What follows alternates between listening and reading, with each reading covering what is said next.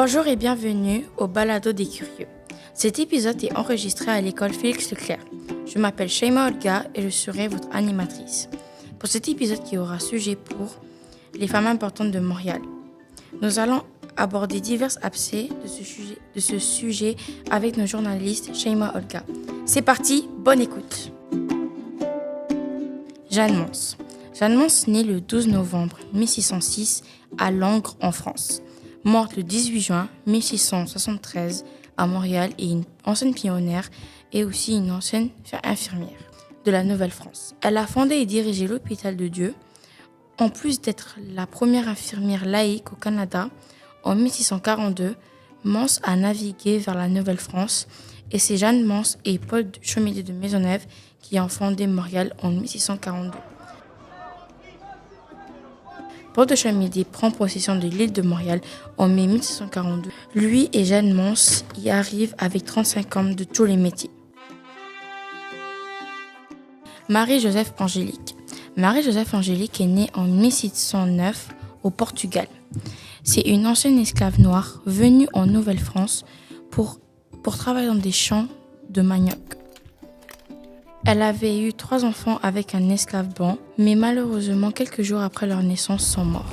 Tout a commencé le samedi 10 avril 1634, vers 19h, lorsque l'incendie se déclare dans le grenier de la résidence de Thérèse de Courneuve, de François Paulin, de Francheville, rue Saint-Paul. Le brasier se propage en quelques heures depuis 46 de 387 immeubles de la ville dans l'Hôpital de Dieu. Il faisait très chaud ce jour-là. Il n'y a pas eu de mort, mais des centaines de personnes se sont retrouvées sans toit.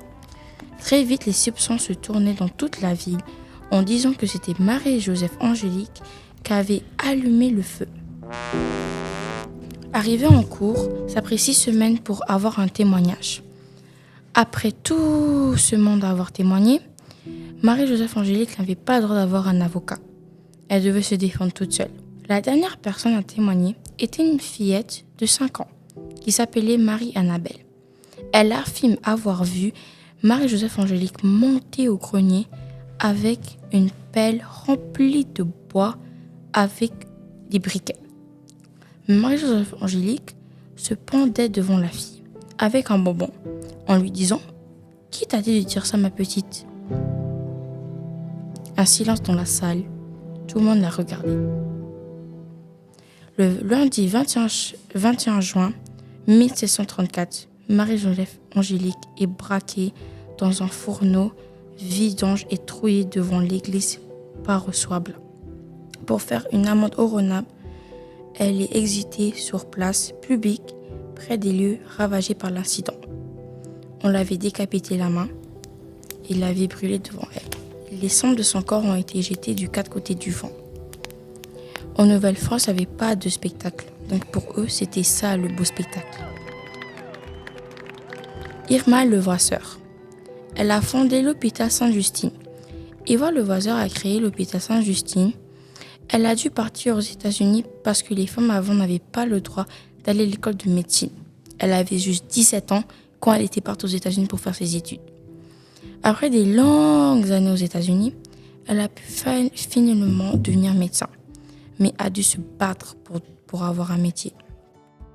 Merci de m'avoir écouté. C'est la fin de cet épisode.